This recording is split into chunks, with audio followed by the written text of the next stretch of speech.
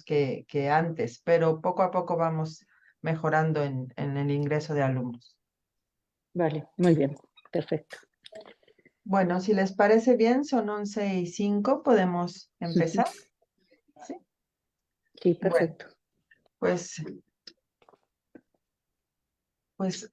buenos días, buenas tardes a todos y todas las personas que nos acompañan. Este es el segundo día de nuestros conversatorios. En esta ocasión nos va a acompañar una persona especialista en el área de los estudios de la antigüedad griega. Ella es Susana María Reboreda Morillo y bueno, me voy a permitir leer su semblanza curricular y luego le cedo la palabra. Susana María Reboreda Morillo es profesora titular de Historia Antigua de la Facultad de Historia en el campus de Ourense de la Universidad de Vigo, España, desde 1997, donde imparte docencia en el área de Historia Antigua. Defendió su tesis doctoral titulada El héroe y el arco, análisis del canto 21 de la Odisea, en el año de 1993 en la Universidad de Santiago de Compostela, bajo la dirección del profesor José Carlos Bermejo Barrera.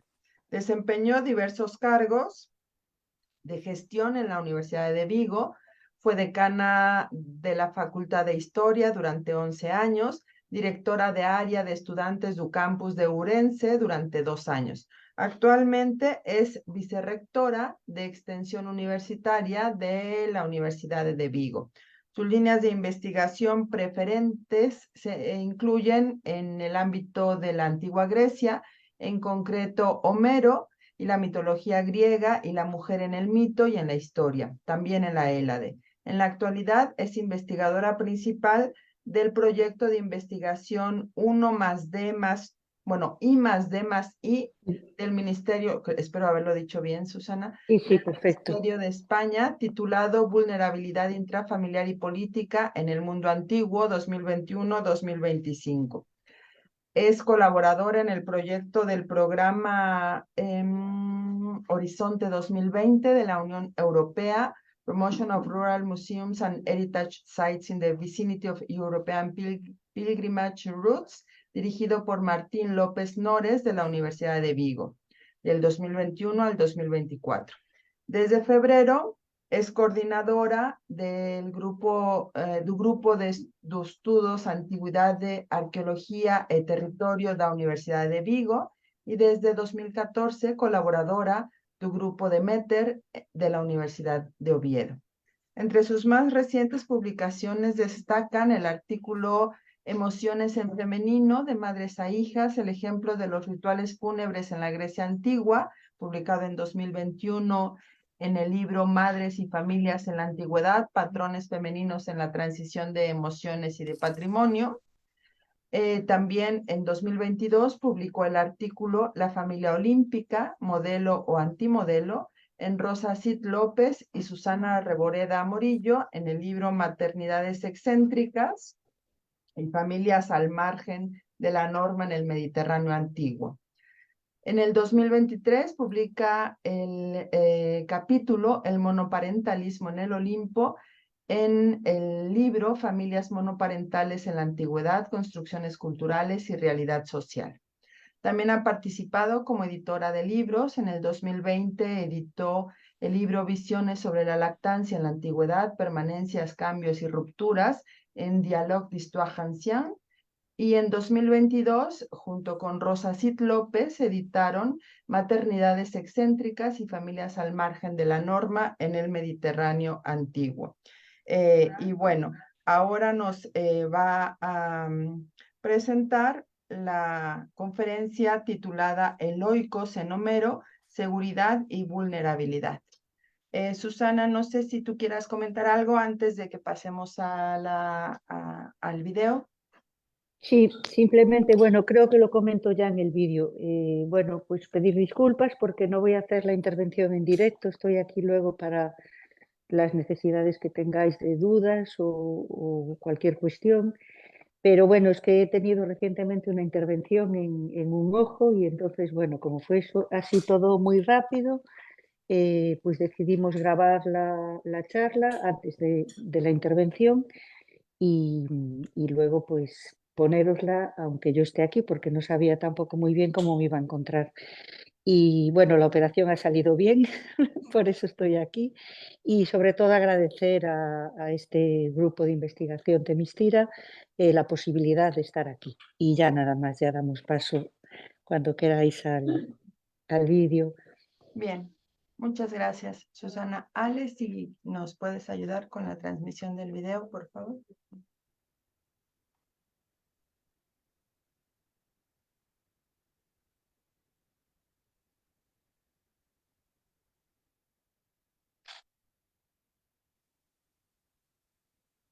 Muy buenas.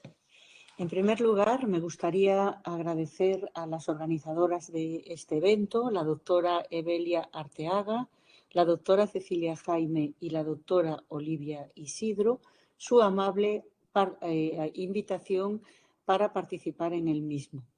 Siento muchísimo no poder estar en directo, aunque fuera online, pero un tema relacionado con mi salud, con una intervención que voy a sufrir en la fecha de este encuentro, me lo impide.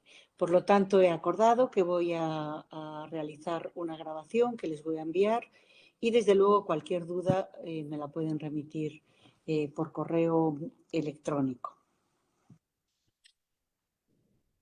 Este es el título de mi exposición, Eloicos en Homero, vulnerabilidad y seguridad. Estos son los aspectos que voy a desarrollar, empezando por explicar qué es Eloicos. Es Eloicos como espacio de protección y, además, no podemos referirnos a la antigüedad griega, a Homero en concreto, sin hablar del mundo divino. Por lo tanto, hablaremos de la protección divina que recibe ese hogar, que es a través de dos divinidades, Hestia y Zeus, para pasar después a hablar de cómo se relacionan entre los distintos oikoi, a través de los lazos de hospitalidad y de matrimonio. Para pasar ya al último apartado, que son las transgresiones que hacen que este espacio, que es el oikos, que es un espacio en principio seguro, protegido, que se convierta en un lugar vulnerable. Y lo veremos con los ejemplos de Ítaca y de Troya. Empezamos, pues, por los dos contextos que son de sobra conocida. En la Odisea sabemos que hay dos escenarios paralelos. Uno es lo que está sucediendo en el palacio de Ítaca y otro el tortuoso regreso de Odiseo. En un momento determinado, estos dos espacios se unen cuando el héroe alcanza la isla y llega a su hogar. En la Ilíada tenemos tres escenarios. Por un lado, la batalla que une a aqueos y a troyanos. Por otro lado, aquello que va sucediendo en el bando aqueo, y después también es importante lo que sucede en la comunidad intramuros, es decir, en aquellas personas que no participan directamente en la batalla, pero que sí son observadoras. Empezamos, pues, por esta definición de eloicos, tratando de determinar cuál es su función y su significado. Eloicos en toda la antigüedad griega, pero de forma muy especial en Homero, es la referencia identitaria primordial. Aloicos es el núcleo básico de toda la sociedad. Y ahí es donde se encuentra la familia. La familia, en principio, es una familia nuclear, no demasiado numerosa, está integrada pues por el matrimonio, por los hijos y en muchas ocasiones por los padres del esposo. Es básicamente un espacio integrador. Todo lo que sucede en Eloicos está reglamentado y es ese espacio, como veremos, de protección. Además, cumple las funciones de ser el núcleo, como acabo de comentar ahora mismo, social y también económico. Es la base de la economía, una economía autosuficiente. Y pervive, como decía, durante toda la antigüedad. Tenemos su primera referencia en Homero, pero en época helenística continúa existiendo. Lo que sí es cierto es que hay ciertos elementos que varían y nosotros nos vamos a referir únicamente al contexto homérico. En el oikos, por oikos entendemos no solo las estructuras físicas, es decir, no es solo la casa, no es solo las propiedades, sino que incluye también a todas las personas que habitan en él o que llegan o que las visitan, y también además todas las normas que rigen el comportamiento de las personas que allí se encuentran y las relaciones tanto internas, es decir, en el seno de la familia, como familia, con esclavos también y esclavas, como externas. Como decía, prima la familia nuclear y es la esposa la que se traslada al oikos de su marido. Pero hay otros habitantes, además de esta familia nuclear. La concubina o concubinas y sus descendientes, y por otro lado los dependientes, que están en una situación de semilibertad, podemos decir. Junto a estos están los esclavos y las esclavas. Digamos que son los habitantes permanentes del oikos, pero vienen personas del exterior y un puesto muy destacado lo ocupan la clase que se conoce, el estamento o el grupo, mejor dicho, que se conoce como demiurgoi. Este grupo es de personas cualificadas, profesionales, que desarrollan una profesión que son necesarios para este oikos porque realmente este oikos que desea la autosuficiencia tiene una serie de funciones que no puede desarrollar. Por ejemplo, el trabajo del metal. Hace falta personas específicas, personas que tienen este conocimiento. Por ejemplo, los médicos, que también tienen que tener conocimientos más allá de lo cotidiano. O, por ejemplo, los aedos, los bardos, que van de oikoi en oikoi a, digamos, acompañar los banquetes de los aristócratas. Ya comenté en un par de ocasiones que el objetivo principal del oikos a nivel económico es la autosuficiencia. Ello quiere decir que se va a intentar producir la máxima cantidad de aquellos elementos que se consumen, sea alimentos, por ejemplo, sea el tejido, sea la cerámica, que también se produce allí. Entonces, ¿qué bienes se depositan en el oikos? Ya hablando del espacio físico. Bueno, las materias primas y los productos elaborados, porque además, pues por ejemplo, la harina se tiene que elaborar o la cerámica, como decía ahora. Junto a estos bienes de consumo que favorecen la autosuficiencia, nos encontramos con lo que se denominan los objetos de prestigio. La riqueza de los aristócratas se mide por dos ítems o dos recursos. Uno es las propiedades, la propiedad de la tierra, que siempre mide la riqueza en la antigüedad, y otro es lo que se denominan objetos de prestigio. Estos son objetos que no se compran, nunca se obtienen a través del regalo, que el poseerlos da entidad, da poder. Y además el destino de estos objetos no es permanecer en el Keimelia, a pesar de su significado, sino que es estar ahí aguardando a que sean de nuevo regalados. Este círculo de regalos, de bienes de prestigio, se establece de forma exclusiva entre la aristocracia y son varios las formas de adquirir estos objetos, bien sea a través del botín de guerra, bien sea a través de las relaciones de hospitalidad, que veremos dentro de un momentito, bien sea a través del matrimonio, pero es un circuito cerrado al que solo pueden acceder esta aristocracia. Muchas veces estos objetos, el origen más infinito, el origen primordial, se achaca a las divinidades y además también es frecuente que se cierre el círculo y que estos objetos, después de pasar a través de muchas manos que enriquecen su valor porque asume el valor de los propietarios que lo poseen, que finalmente se depositen en un altar y que regresen a una divinidad. Esto es lo que se denomina agálmata, lo que se conoce por agálmata. En relación al movimiento de las mujeres, de las esposas, que podemos ver en esta bellísima cerámica, en la cual vemos cómo el varón lleva a su recién casada en el carro, que es la mujer que va velada. Van otras mujeres detrás con objetos, estas dos mujeres, objetos femeninos, y va también un varón con una antorcha. Y vemos cómo hay una mujer, que probablemente es la madre, que observa cómo se van, ¿no? Bien, son las mujeres las que se desplazan, y Evelyn Saïd-Tissinier lo define perfectamente diciendo: cada generación entregaba a sus familias, a sus hijas, a familias foráneas, mientras integraban la suya a las mujeres que traen al mundo, a los hijos legítimos de sus hijos varones, valga la redundancia, destinados a continuar el oikos. La herencia, pues, se transmite por vía paterlineal, son los varones los que heredan el oikos, además al tiempo que heredan su control y también la necesidad de cuidar a sus progenitores, que es lo que se conoce con el nombre de threpa.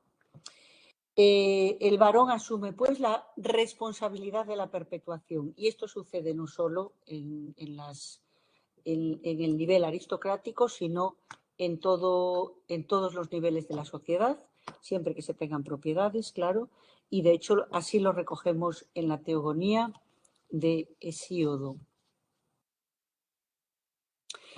Las funciones que asumen los miembros de la familia, sean los varones, sean las mujeres, están perfectamente estipulados. Hay una separación por esferas. En teoría, el varón, como ya he comentado, se encarga de la propiedad y además es quien supervisa y realiza trabajos en el exterior. Luego lo veremos. Mientras la mujer se encarga del hogar y de la familia. Ambas funciones están bien definidas y son respetadas. Ninguna de ellas se considera inferior. Lo explicaremos también.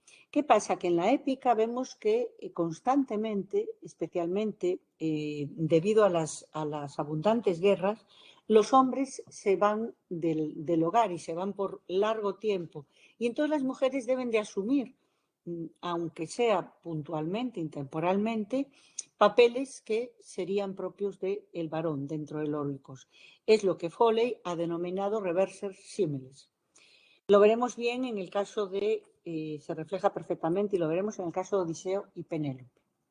El oikos, como decía, va más allá del espacio y me gusta mucho esta definición de la helenista italiana Gabriela Bodei-Giglioni, que dice así: el oikos, referido al oikos, el oikos es el horizonte vital de convivencia y reproducción, de patrimonio y matrimonio, de subordinación y afecto, de papeles masculinos y femeninos, marcado por intereses, sentimientos y pasiones.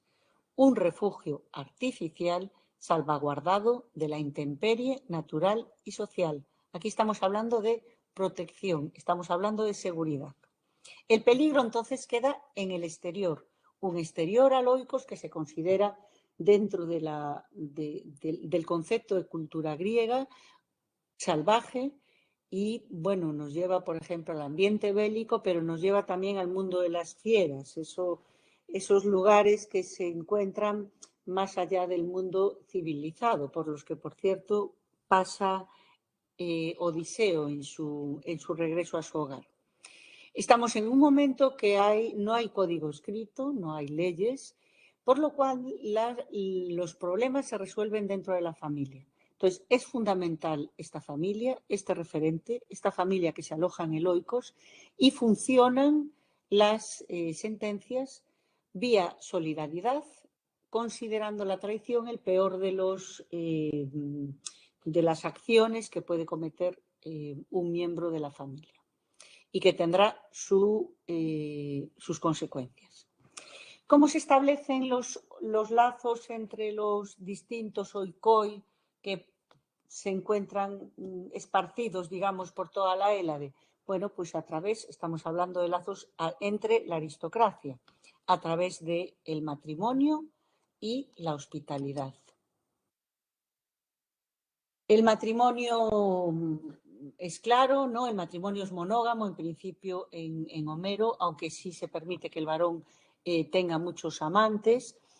Es muy importante que haya una relación directa en el buen funcionamiento del matrimonio y el buen funcionamiento del oikos.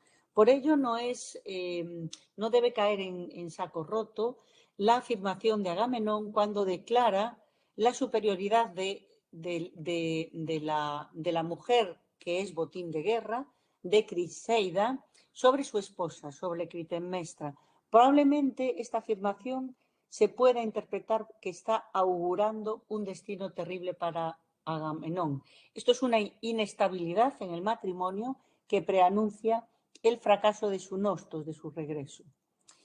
El matrimonio, se debe defender al matrimonio por encima de todo, con los deberes que asume la esposa y también las leyes de la hospitalidad que debe asumir un huésped. No me quiero ir fuera del tema, pero bueno, aquí tenemos la subversión fragante que hicieron París y Helena, ¿no? Que revuelven todo esto de forma total. Si no va bien el matrimonio, se puede destruir el oikos y con él la familia, desde luego.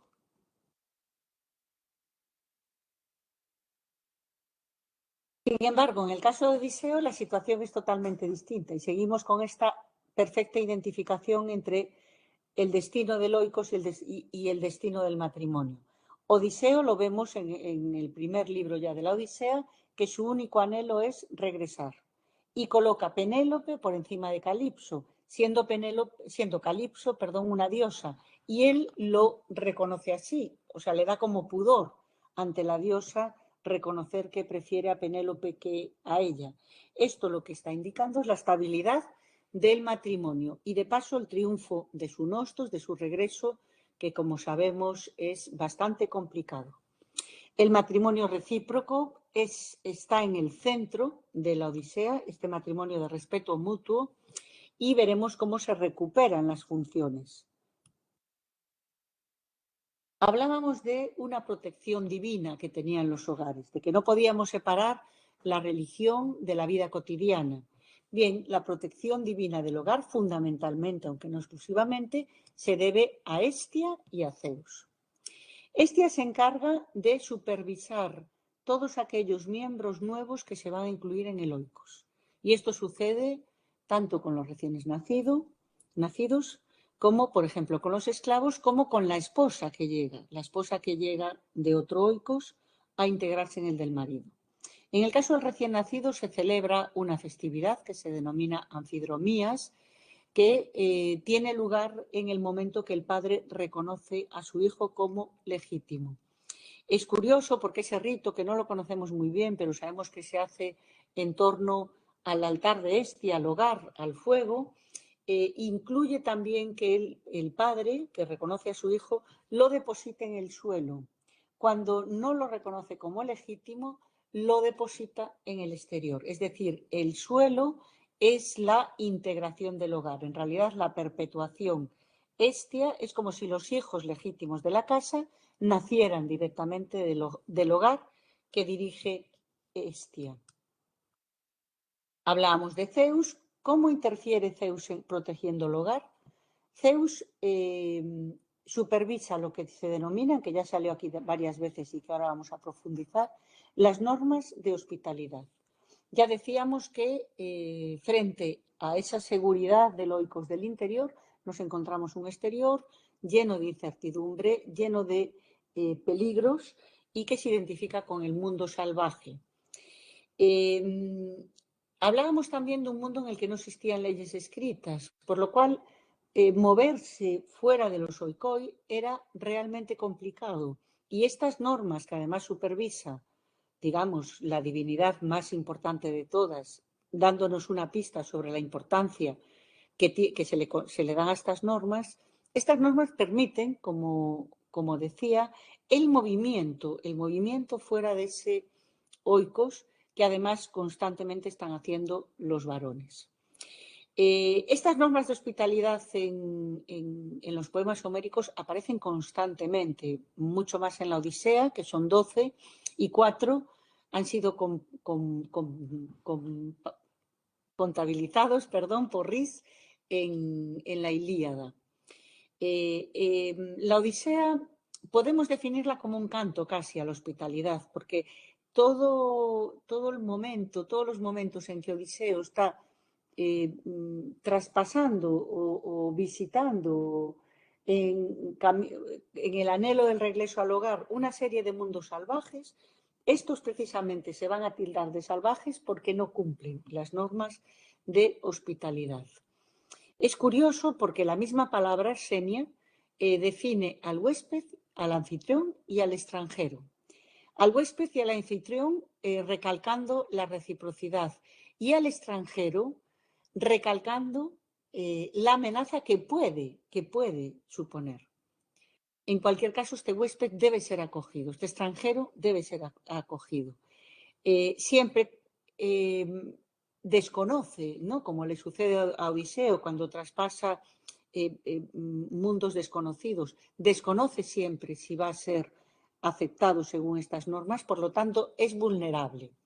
Y la obligación de aceptar a los huéspedes se observa muy bien en la abundante Theosonía, que indica que tú debes aceptar siempre a un huésped porque puede ser una divinidad disfrazada, y tenemos muchos mitos en los que esto sucede. Hay una serie de aspectos previos a las normas de hospitalidad, como decía antes, abarcan a todo el mundo, independientemente del nivel social que pertenezca. Ya comenté el amparo de Zeus. Es bueno acoger a los huéspedes porque indica que eres poderoso, que eres generoso y haces un alarde público de esta generosidad. Vemos ahí a Odiseo cuando llega a la reina de Feacia. Es esta actitud humilde, es esta actitud de suplicante la que se espera ver en un recién llegado. Tiene una serie de fases. En primer lugar, lo que se trata es de que se logre el bienestar físico de la persona que llegue, un desconocido, pero hay que procurarle este bienestar físico, y entonces se le da comida a través de la senia trapeza, se integra en el oikos la comida, la comunión, hace que esta persona se sienta confortable y también se le facilita el aseo. En una segunda etapa se le pregunta cuál es su identidad y cuál es el motivo de que haya llegado a esta casa o a dónde va. Se le pide si sabe noticias del exterior. Recordamos que estamos en un mundo donde los movimientos entre distintos oikoi son escasos. Después se le invita a participar en la actividad que se esté celebrando en ese momento, que se vaya a celebrar, y esto lo vemos en la Odisea, en la boda, cuando a Telémaco se le integra una boda, por ejemplo, en los juegos, al propio Odiseo se le integran los juegos, y en ambos casos mencionados el banquete siempre fundamental, ¿no? Los simposia. Además, antes de que se vaya, se le entregan una serie de presentes y se le trata de ayudar en los objetivos. Esto, que puede parecer muy altruista, realmente está creando una relación de dependencia entre el huésped y el anfitrión que solo se verá saldada, esta deuda, cuando se intercambien los papeles, es decir, cuando el anfitrión se convierte en huésped. En cualquier caso, se sellan lazos de amistad a través de objetos de prestigio en el caso de la aristocracia y objetos de menor entidad en el caso de personas que no tengan la misma categoría social. Y se crean, como digo, lazos que permanecen, lazos que se heredan entre familias, y se ha ganado un nuevo protector y un nuevo aliado en un momento bastante complicado, ¿no? de las relaciones. No siempre estas normas se cumplen, no siempre el oikos, por lo tanto, es un lugar protegido, y a veces hay transgresiones que convierten estos lugares en vulnerables. Vamos a ver el oikos de Ítaca. El oikos de Ítaca, tras 20 años de ausencia del cabeza de familia, 10 en la guerra de Troya y 10 regresando a su hogar, podemos decir que es absolutamente, el papel que ocupan es distópico. No hay noticias de Odiseo, ni siquiera de sus hombres. Penélope mantiene todas las dinámicas del oikos, aquí nos referimos al reverse semeles, y la salida que ella ve que el nostos de Odiseo realmente tenga éxito, es decir, que cuando llegue recupere todo lo que en este momento no tiene, es detener el tiempo.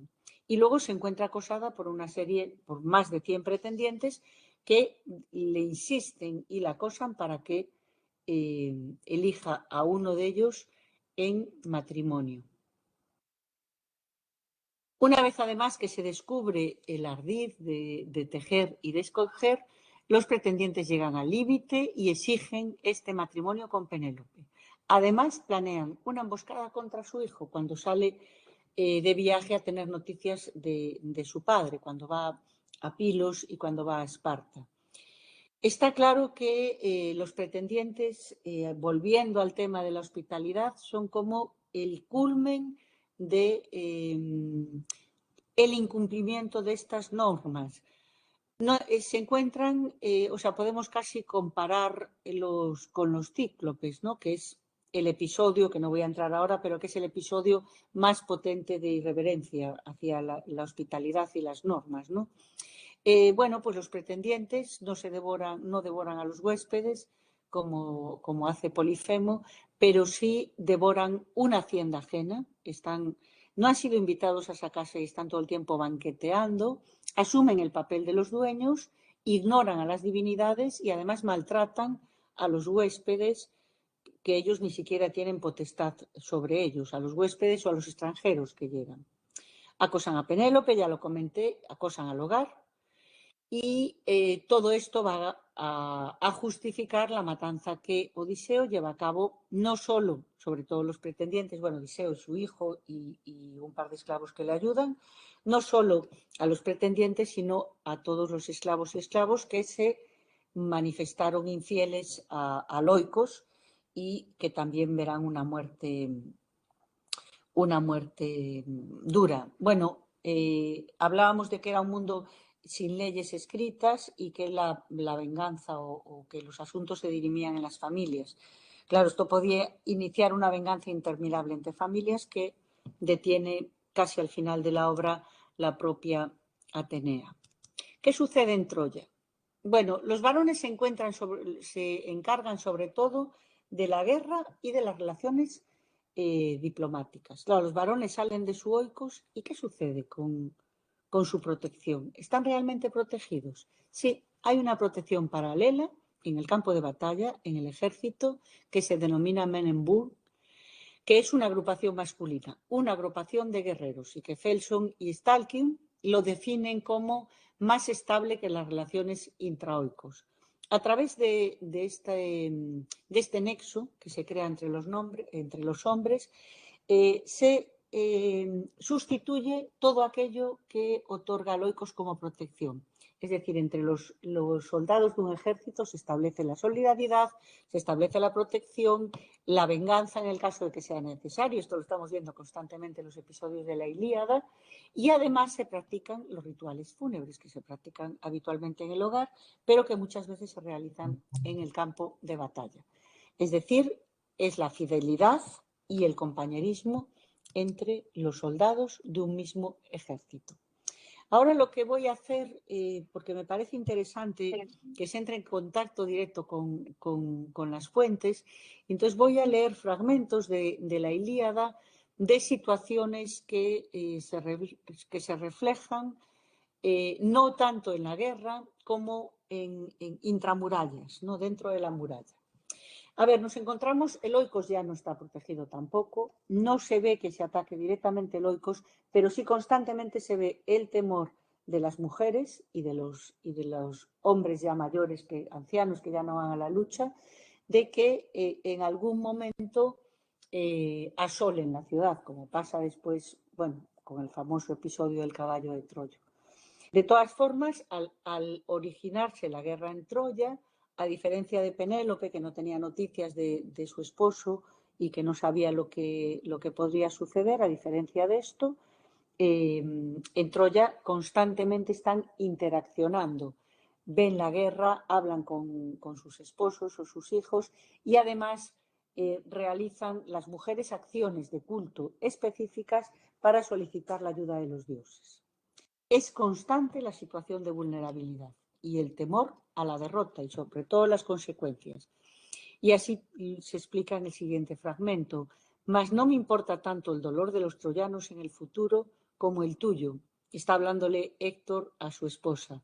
Cuando uno de los aqueos de broncíneas túnicas te lleve envuelta en lágrimas y te prive del día de la libertad. Y quizás en Argos tejas la tela por encargo de una extraña, y quizás vayas por la agua a la fuente Meseide o a la Hiperea, obligada a muchas penas, y puede que te acose feroz necesidad. Y alguna vez quizá diga alguien al verte derramar lágrimas: esta es la mujer de Héctor, el que descollaba en la lucha sobre los troyanos domadores de caballos, cuando se batían por Ilio. La protección. ¿A qué nivel se ejerce la protección en esta situación de guerra? Sobre las guardias que preguntas, héroe, no hay ninguna elegida que vigile y guarde el campamento. Para cuantos troyanos tienen hogar, forzosa es la vigilancia, y ellos están despiertos y se exhortan a mantener la guardia mutuamente. Pero los aliados, procedentes de muchos lugares, duermen, pues a los troyanos tienen encomendada la custodia, ya que no tienen ni niños ni mujeres que se hallen cerca. Es decir, que a la preocupación de vencer al enemigo está, lógicamente, la protección de la vulnerabilidad de sus esposas, de sus madres y de sus hijos. Seguimos, pues, con la vida entre murallas. ¿Qué pasa? ¿Qué sucede? ¿Cómo es esta vida? Hay actividades cotidianas. Iris llegó como mensajera ante Helena, de blancos brazos, tomando la figura de su cuñada, la esposa de la Anterónida. Hallóla en su aposento. Estaba hilando un gran tejido, un manto doble de púrpura, donde bordaba numerosas labores de troyanos, domadores de potros, y de aqueos, de broncínea túnica, que por causa suya estaban padeciendo a manos de Ares. Tenemos otro ejemplo más de la misma actividad. En lo más recóndito de la alta morada hilaba un tejido, un manto doble de púrpura en el que bordaba variopintos adornos. Había encargado a las criadas de la casa, de bellos bucles, poner al fuego un gran trébede que sirviera de baño caliente para Héctor a su regreso de la lucha. Junto al tejido, en la tarea de preparar el baño caliente para el guerrero cansado. La relación con los varones, aquí tenemos esta imagen deliciosa. No comento las imágenes porque no quiero extenderme del tiempo estipulado, y si se comentan las imágenes sé que es muy fácil perder la línea del guión.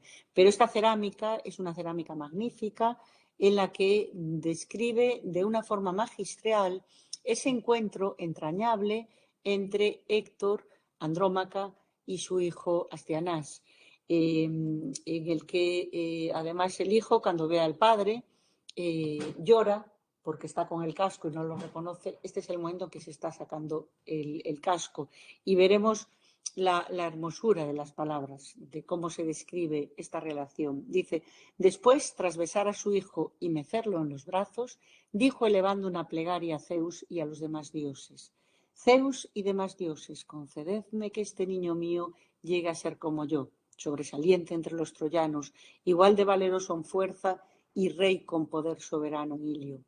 Que alguna vez uno diga de él: es mucho mejor que su padre, al regresar del combate, y que traiga ensangrentados despojos del enemigo muerto, y que a su madre se le alegre el corazón. Como decía, estas mujeres practican el culto. Es más, intensifican a veces la práctica del culto porque quieren solicitar a la divinidad pertinente que salve a sus seres queridos. Y este fragmento define perfectamente un culto que realiza Anticlea,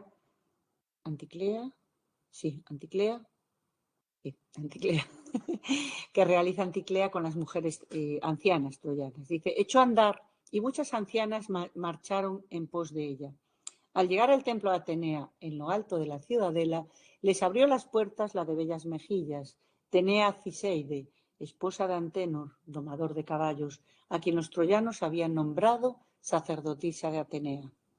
Todas extendieron los brazos a Atenea, entre gemidos, y Teánola, de bellas mejillas, cogiendo el manto, lo depositó sobre las rodillas de Atenea, de hermosos cabellos, y elevó esta plegaria rogando a la nacida del excelso Zeus. Augusta Atenea, protectora de la ciudad, nacida de Zeus entre las diosas, quiebra ya la pica de Diomedes y concédeme que caiga de bruces ante las puertas esceas. En tu honor sacrificaremos ahora en el templo 12 terneras aflojas y no sometidas a aguijada, a ver si tapiadas de la ciudad, de las esposas de los troyanos y de sus tiernos hijos. Aquí tenemos reunidos tres formas de sacrificio. Por un lado, la procesión que hacen las mujeres marchando hacia el templo de Atenea. Por otro lado, la entrega de un objeto a la diosa, que es un manto que ha recogido Hécuba, perdón, no Santiclea, ya me estaba disculpad, que había recogido Hécuba de su cofre, de un cofre donde guardan este tipo de objetos de prestigio, y es la ofrenda. Entonces tenemos la procesión, tenemos la ofrenda y después tenemos el sacrificio que dicen que se va a hacer, ¿no? Son tres elementos muy importantes a la hora de rendir culto. Bueno, tenemos desde luego la resignación. Este es un diálogo entre Paris y su esposa, Helena, ¿no? Le dice Paris, bueno, esto es a instancias de Afrodita, ¿no? Dice, mas sea, acostémonos y deleitémonos en el amor.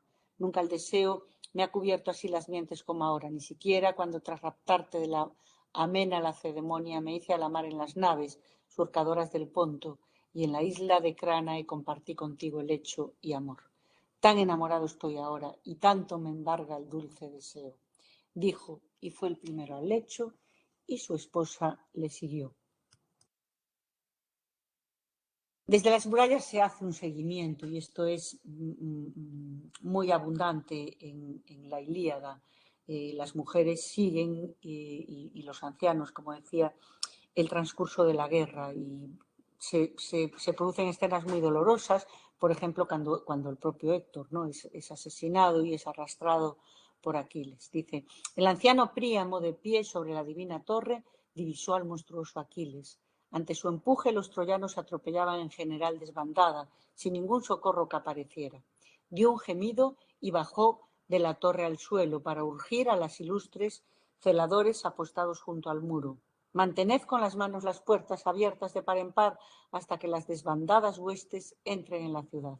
Aquiles los atropella cerca y ahora creo que va a ser el desastre. A su vez, los troyanos en la ciudadela de Ilio celebraron asamblea con temible alboroto junto a las puertas de Príamo. Y ya para finalizar, quisiera destacar una serie de aspectos que espero que hayan quedado claros durante mi intervención, pero que los considero fundamentales, ¿no? En primer lugar, la unidad básica y referencia es la familia y el oikos, que protege a sus miembros. Entre oikoi se establecen lazos a través del matrimonio y la hospitalidad, hablando de aristocracia, por supuesto.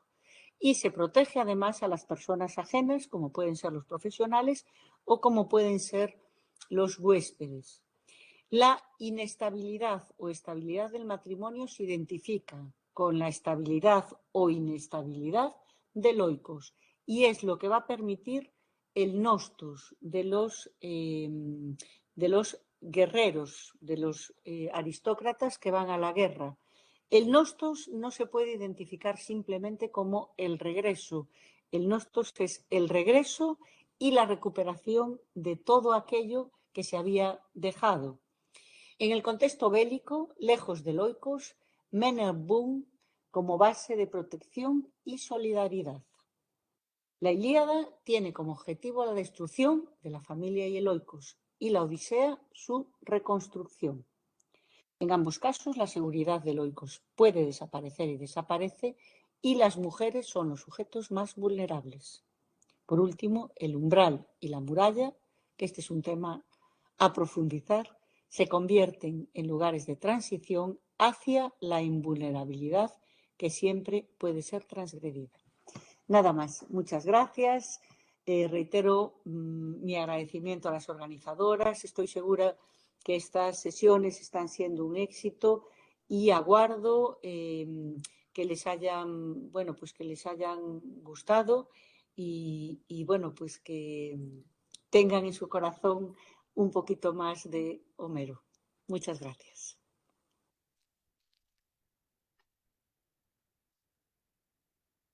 Bueno, pues muchas gracias, Susana, por esta conferencia tan clara, que nos va llevando de la mano desde la noción de loicos como este espacio de identidad, de la más representativa identidad, hasta las funciones que tiene, los peligros que guarda. Y bueno, yo tengo muchísimas preguntas porque es un tema que me apasiona, pero quisiera primero dar espacio a que haya alguna participación y ya luego yo haré algunas preguntas. No sé si Muy alguien bien. tiene alguna pregunta. Bueno, yo también tengo muchísimas cosas porque también es un tema que me encanta, así que nos podemos ir pimponeando, Cecilia y yo, si es que nadie más tiene Muy bien. otras cosas. Me Sí, tengo que encanta, pedir Susana. disculpas, perdón, tengo que pedir disculpas porque no incluí la última diapositiva que traía la bibliografía. Me acabo de dar cuenta ahora que, bueno, os la pasaré de todas formas por si alguien, porque vi que durante la intervención sí que hacía referencias a autoras y autores con el año y la página, pero luego vi que me quedó la última sin, me quedé ahí agradeciendo y en las conclusiones. Bueno, os la pasaré de todas formas para que, bueno, pues que la tengáis a mano. Muy bien. Sí, Eh, muchas gracias. Evelia, si quieres empezar. Ajá, sí, bueno, muchas gracias. Me encantó, Susana, muchas gracias. Y perdón yo por haberte limitado a los 40 minutos que yo sé y se nota en el video que te quedaron muchas cosas en el tintero. Pero bueno, podemos aprovechar este espacio. Sí, Lo primero es, me gustaría que si puedes ahondarnos un poquito más en el sí, papel de que lo mencionaste y que me encanta que lo hayas mencionado, entre hombre y mujer en los mm, poemas homéricos, que sí, también lo dijiste que es parte de Loicos y que Loicos cambia a lo largo de la antigüedad, que eso sí, es importante y que es un tema que últimamente se ha estudiado mucho, que a mí me fascina, y que en Homero, en efecto, no se ve ningún menosprecio hacia las mujeres, mm, lo cual cambia en época clásica. sí, Entonces, si pudieras andar un poquito más sí, en este papel de la mujer. sí. A ver, sí que es verdad que estamos en una sociedad patriarcal, ¿no? Tenemos que partir de eso porque el hombre es quien desarrolla digamos, las funciones más importantes, que son la política y la guerra, ¿no?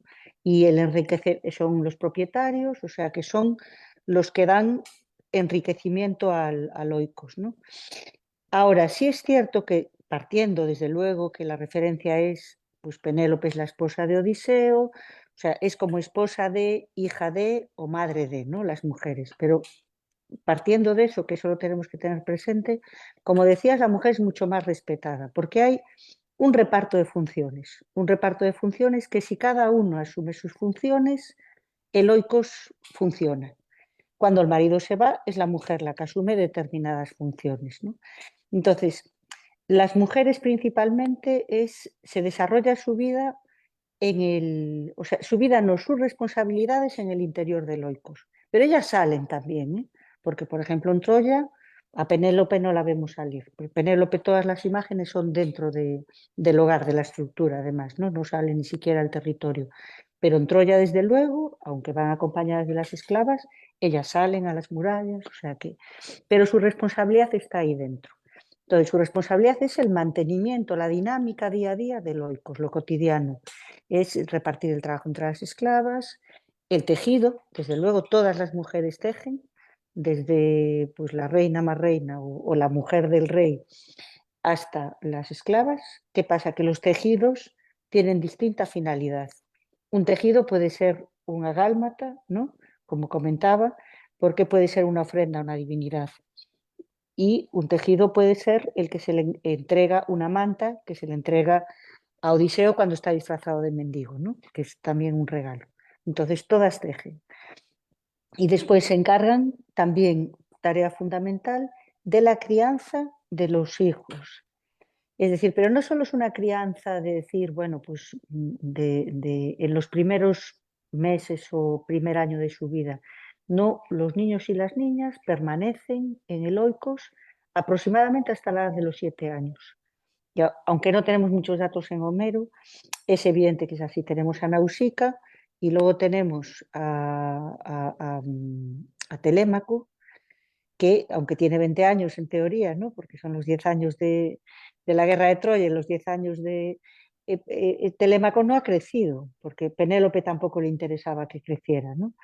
Entonces, en Telémaco, a pesar de su edad, vemos la dependencia que tiene del universo femenino, que es una dependencia que tendrían aproximadamente hasta los 7 años, que iniciarían ya una educación masculina que los iniciaría en el mundo de la guerra, que es la que, digamos que de forma acelerada, tiene Telémaco cuando se encuentra con Odiseo y que la llevan a cabo con la venganza de los pretendientes, ¿no? Los hombres, pues los hombres son cabezas de familia, pero desde luego lo que vemos en Homero es que están todo el día fuera de casa. Entonces, que son las mujeres realmente quienes asumen ese papel. Cuando Odiseo marcha a la guerra está muy claro lo que le dice a Penélope, ¿no? Encárgate de Loicos, como siempre haces, encárgate de mis padres, encárgate de Telémaco, y la disyuntiva depende, o sea, ¿por qué los no estoy de los guerreros llegan a buen puerto y pueden ser realmente? Porque las mujeres mantienen el oikos y mantienen la fidelidad, ¿no? Lo que no sucede, por ejemplo, con Clitemnestra, ¿no? Que asesina a Agamenón. Agamenón llega a su casa, pero el nostos realmente no se completa porque lo asesinan, ¿no? Al llegar. Entonces, bueno, es esa... Y luego es cierto que la relación, por ejemplo, el fragmento que leí entre Héctor y Andrómaca es de una exquisitez, de un respeto, ¿no? O el fragmento mismo, el reencuentro que tienen Penélope y Odiseo al final de la obra. Es exquisito, es decir, ellos dos se cuentan, ellos dos son amigos, actúan como, bueno, son amantes, ¿no? Porque tienen ahí primero un encuentro amoroso y después en pie de igualdad cada uno cuenta las peripecias que han vivido, ¿no?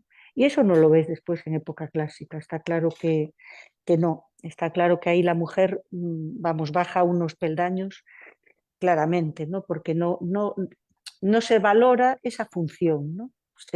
Bueno, ya lo dice, creo que es Aristóteles, ¿no? La mujer pues hace lo mismo que los animales, ¿no? Da luz pero porque es algo natural, ¿no? No es algo que se pueda valorar. No sé si he contestado.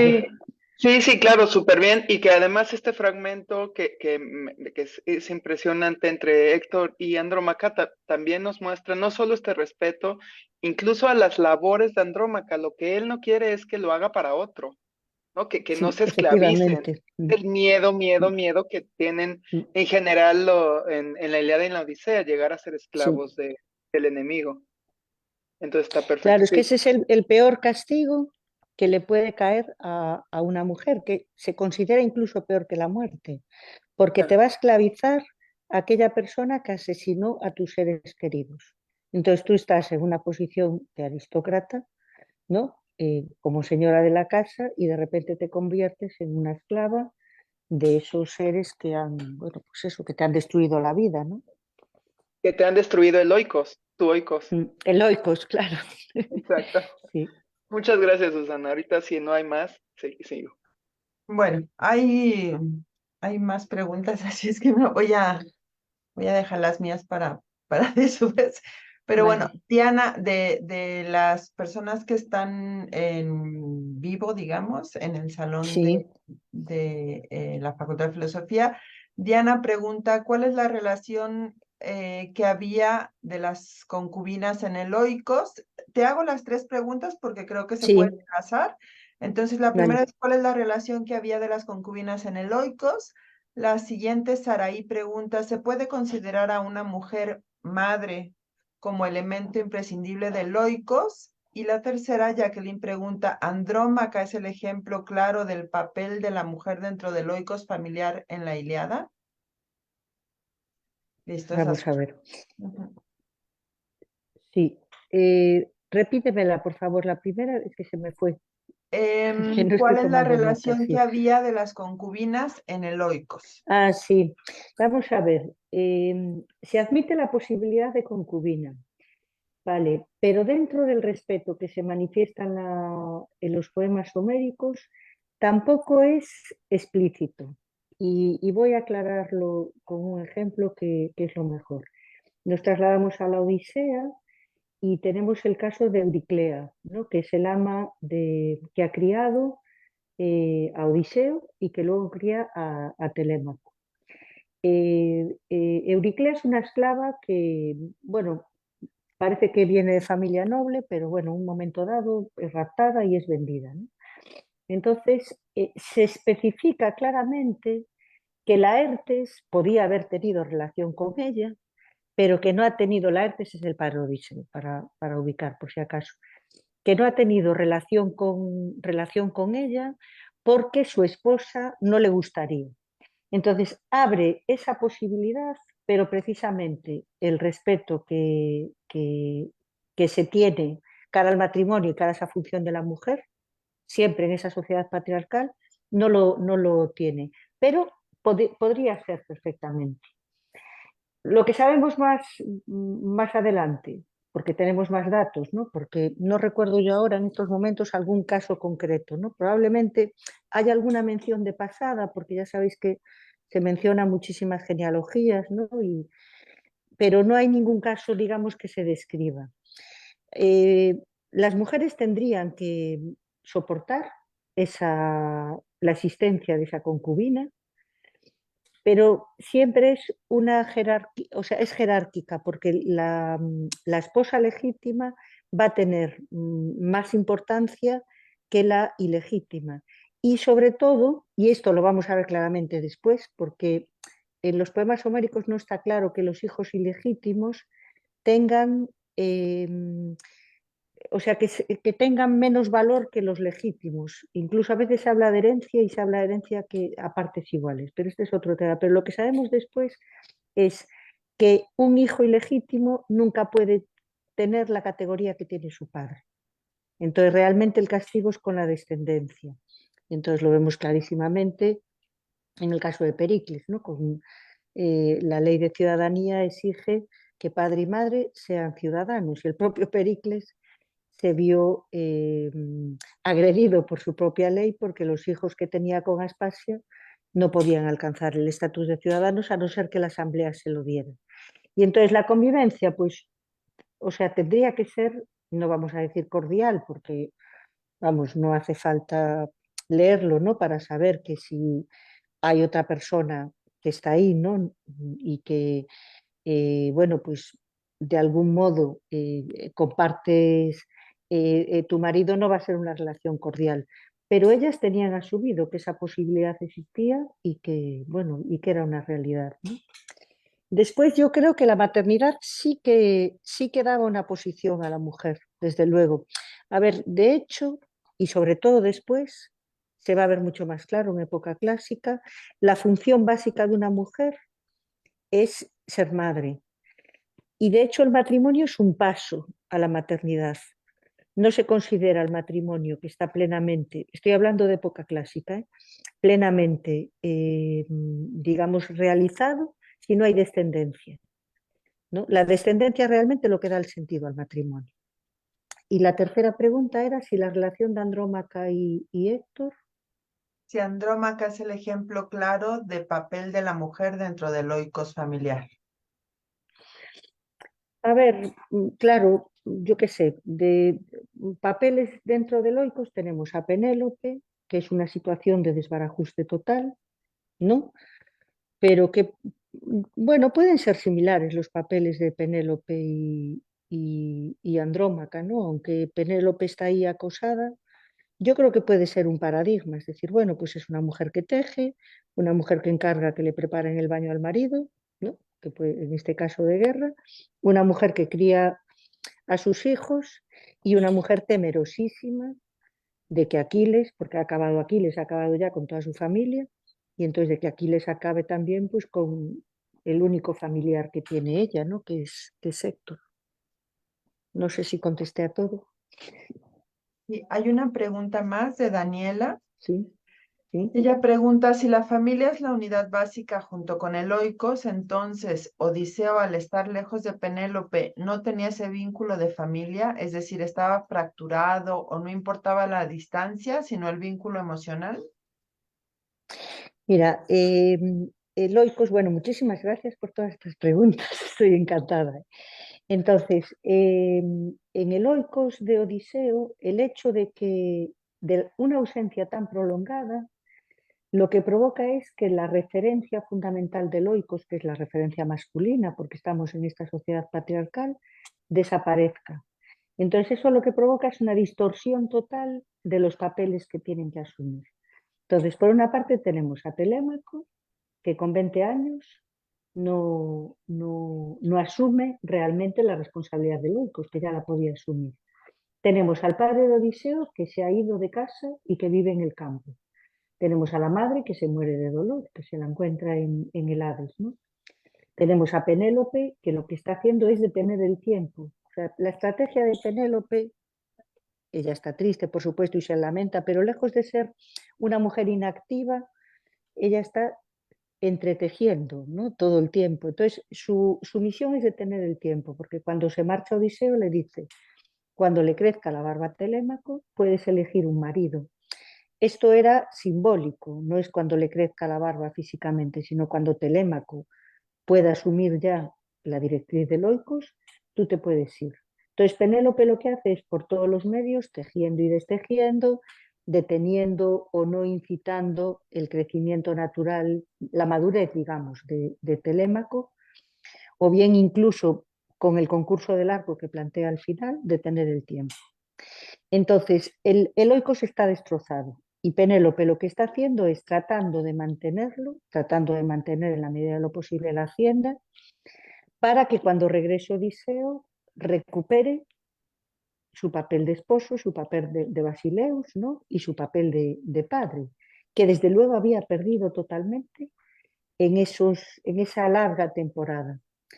Y yo creo que podemos distinguir incluso como dos fases en la Odisea. La primera sería una fase de normalidad en los 10 años de la guerra de Troya. Y esta fase la pasarían pues todas las mujeres aristócratas, porque se fueron muchos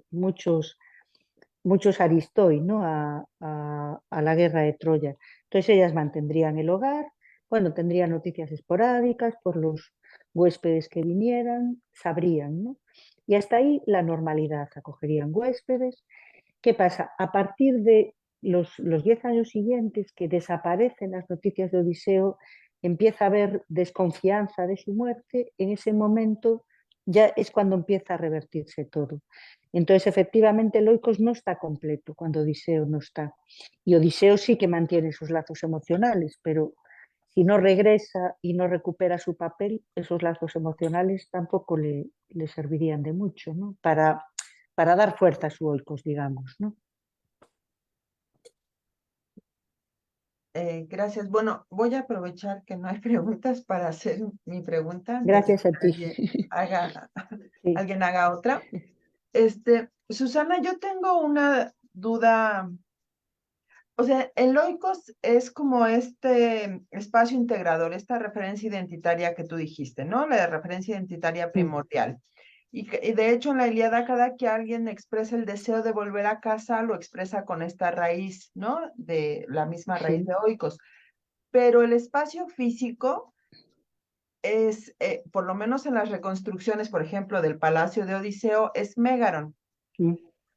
Y en Ya. este Mégaron hay vocablos, por ejemplo, Mijós, Esjara, Zálamoy, y he leído que están asociados, o bueno, que los asocian al cuerpo femenino, por ejemplo, el Zálamos como la habitación más privada del Megaron como pues pues este confinamiento que tienen que tener las mujeres, o el Mijos y el Esjara, por ejemplo, incluso asociados a los órganos sexuales. Y yo no, bueno, esa por un lado, yo no sé si tú puedas ahondar un poco sobre esto, si has escuchado o conoces alguna asociación así.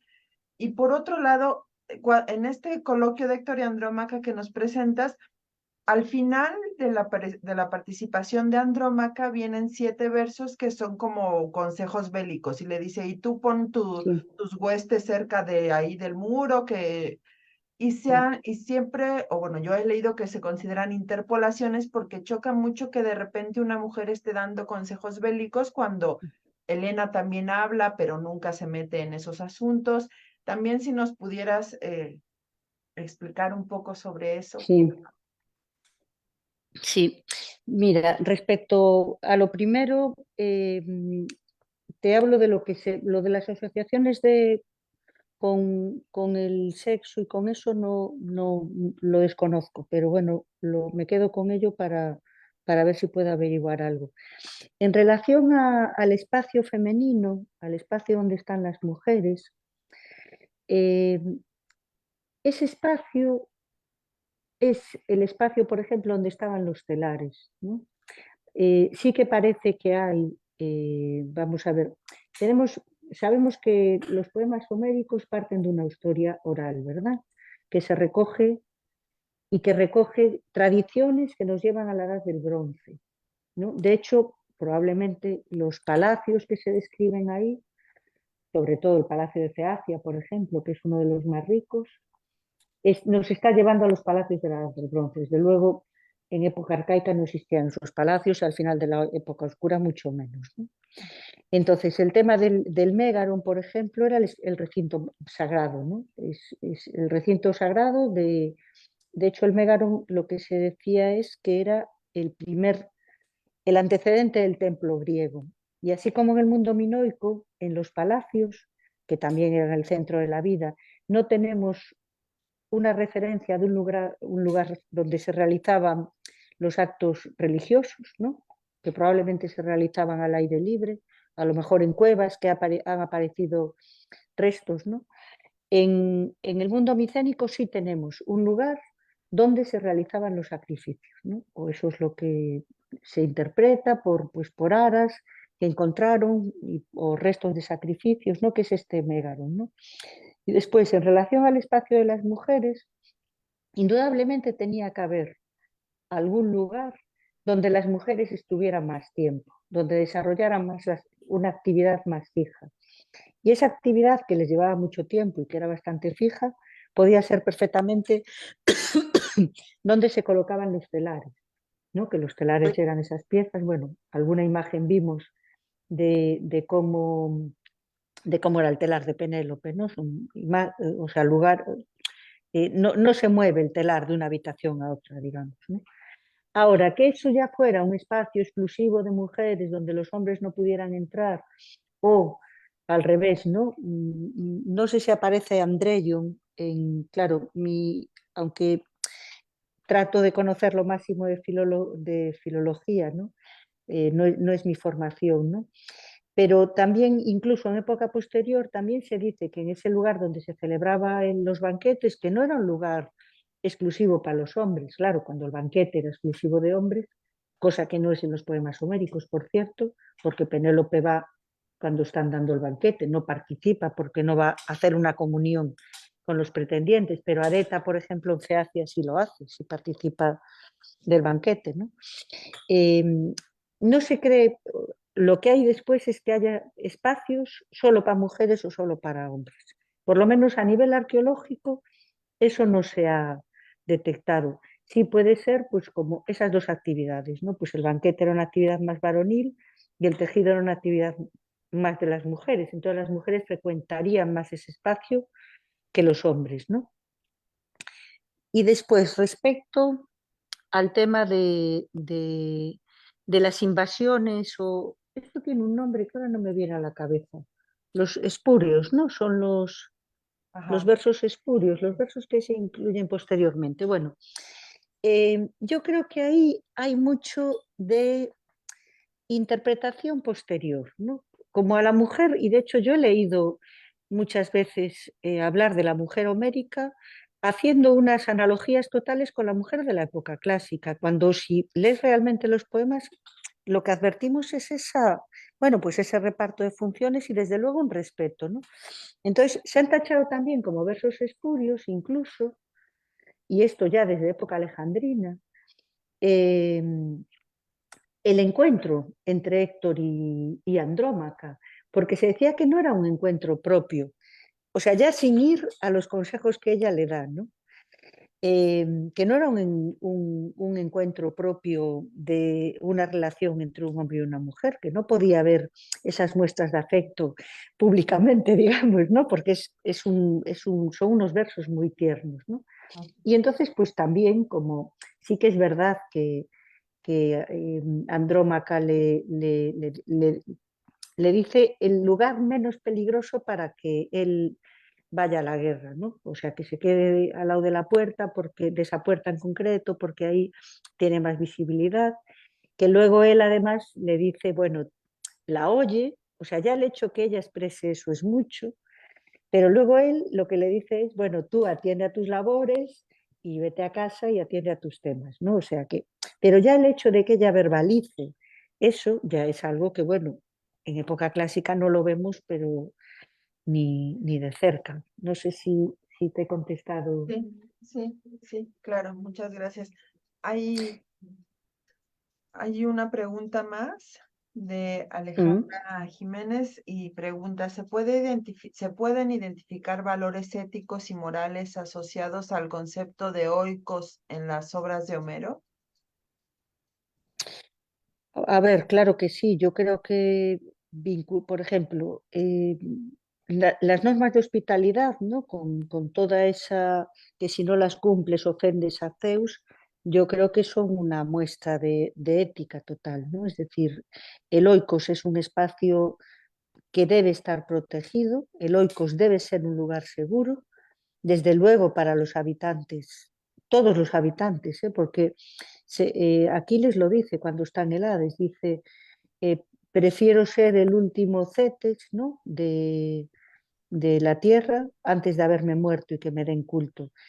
Los cetes eran como menos considerados que los esclavos porque no tenían ese oikos de referencia. Los cetes eran los jornaleros, ¿no? Trabajaban al jornal y iban, bueno, pues de oikos en oikos buscando trabajo. No eran los profesionales que los de Miorgoy, ¿no? Estos estaban bien considerados. Los jornaleros no. Entonces, lo peor que te podía pasar era no tener un oikos, porque entonces no tenías esa protección, no tenías ese lugar de referencia. Y yo creo que eso es una moralidad, sin duda, ¿no? Es una ética, ¿no? Y luego las propias normas que rigen ese oikos, ¿no? Ese reparto de funciones entre el hombre y la mujer, ¿no? Yo creo que está lleno de referencias éticas, ¿no? Una ética, bueno, pues que, que, que luego no va a ser así, ¿no? Que luego va a variar en muchos aspectos, ¿no? Como variará la polis y como no todo evoluciona, pero sí que se va a mantener como esa unidad primordial, ¿no? Esa referencia.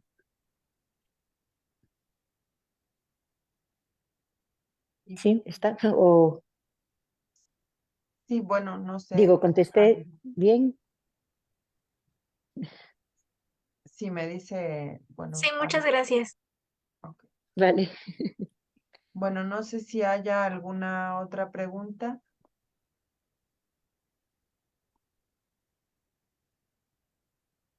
Bueno, hemos puesto ya en el chat del Zoom el formulario de asistencia para quienes deseen su constancia al término de los conversatorios. Y si ya no hay más preguntas, Yo sí tengo más, pero ya lo voy a dejar aquí porque además Susana está pasando Bueno. por un operatorio. ok. Entonces, seguro habrá otras ocasiones para charlar. Muchísimas Bueno, pues gracias. sí, sí, yo creo que sí, que tenemos que que buscar posibilidades, ¿no? Que esto sea el inicio de algo y no sé, incluso pues a través del proyecto que tenemos y bueno, podemos un día quedar en un plano así más informal, después de Navidades, que ya estaré yo totalmente recuperada y podemos ir pensando, ¿no? Qué tipo de actividades podemos hacer juntas y yo encantada, la verdad, porque bueno, ya veis que yo me apasiono con esto, Muy que bien. me gusta mucho. Pues muchas gracias, Susana. De verdad te agradecemos mucho que pues hayas aceptado la invitación, hayas hecho este video y bueno, que además de todo te hayas conectado para este intercambio de preguntas. Sí, que ha sido muy interesante. Os enviaré de todas formas esa transparencia, esa última con la bibliografía, porque, bueno, si a alguien le llamó la atención, que os pregunte si quiere localizar algún libro, me parece que es importante. Claro, muy bien. Muchísimas gracias. Bueno, pues Muchas agradecemos gracias. y los y las invitamos a nuestra cuarta conferencia que tendrá lugar hoy a las 17 horas de México, que estará a cargo de Almendra Rendalí Jiménez Moldrano y presentará Ambiente y Diálogo, reflexiones pedagógicas en torno al espacio físico en Platón. Y bueno, agradecer nuevamente a la doctora Muy Susana bien. y a todos Gracias a ustedes por vosotras, su de verdad. asistencia. Muy bien. Muchas gracias. Adiós, todos que estén muy bien. Gracias, hasta luego.